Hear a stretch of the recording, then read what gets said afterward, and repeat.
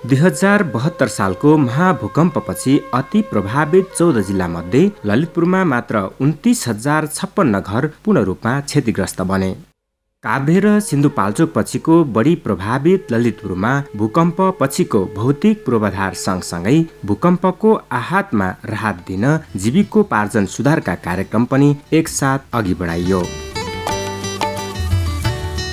ललितपुरको महाङ्काल गाउँपालिकाको बुखेल, कन्ज्योसोम गाउँपालिकाको शङ्खु र बागमती गाउँपालिकाको भट्टे डाँडाका स्थानीय समुदायको आर्थिक सामाजिक क्षेत्रमा सहयोग पुर्याउन कृषि, पशुपालन, लघु उद्यम, सिप विकास तालिम र विपद पूर्वको पूर्व तयारीका बारेमा विविध कार्यक्रमहरू सञ्चालन भए। सल लेभलले चाहिँ हामीले यहाँ धेरै खालका चाहिँ कार्यक्रम ल्याएका छौँ। घट्टा ल्याएका छौँ मकै बिस्नको लागि, बाख्रा अनुदान दिएको छ, बोकाहरू चाहिँ बयर जातका बोकाहरू पनि 50% अनुदानमा दिएको छ।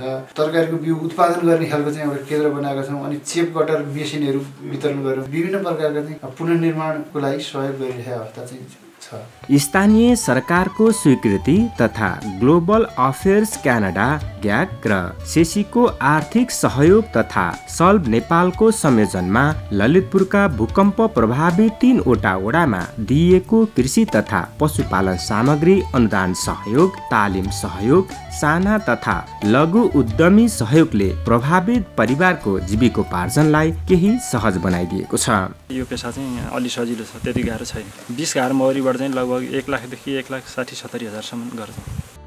कृषि क्षेत्रमा बिउ वितरण, थोपा सिंचाई, मल्चिङ प्लास्टिक, भकारो सुधार, बिउ उत्पादन, तरकारी संकलन केन्द्र, आधुनिक टनेल लगायतको विकासमा प्राप्त अनुदान सहयोग र आवश्यक तालिम तथा सिपले महिला तथा युवाहरूमा आत्मविश्वास बढाएको छ।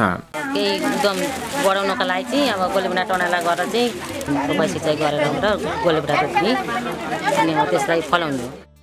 महउद्यमी सिप विकास तालिम, मौरी पालन, पशु स्वास्थ्य व्यवस्थापन तालिम, उद्यमशीलता तथा व्यावसायिक योजना तालिम, स्थानीय स्रोत व्यक्ति तालिम, ट्र्याक्टर मर्मत सम्भार, मन्टेश्वरी, ब्युटिसियन, प्लम्बर र इलेक्ट्रिसियन लगायतका सिप विकास तालिम उनीहरूका लागि विगत बिर्साउने माध्यम मात्र होइन, आय आर्जन बढाउने उत्साहपूर्ण स्रोत समेत बनेको छ।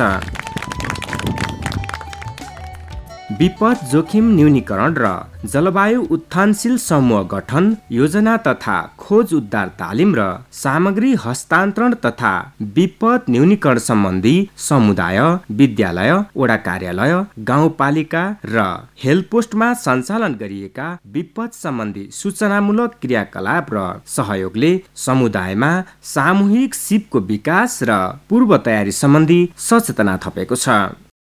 भूकम्प प्रभावितहरूका लागि जीविकोपार्जन प्रवर्धन पुनर्निर्माण कार्यक्रम भूकम्प पछिको तहसनहस परिवेशको मन र मस्तिष्कलाई पहिलेकै अवस्थामा फर्काउन र जीविकोपार्जनमा सहयोगी बनेको छ।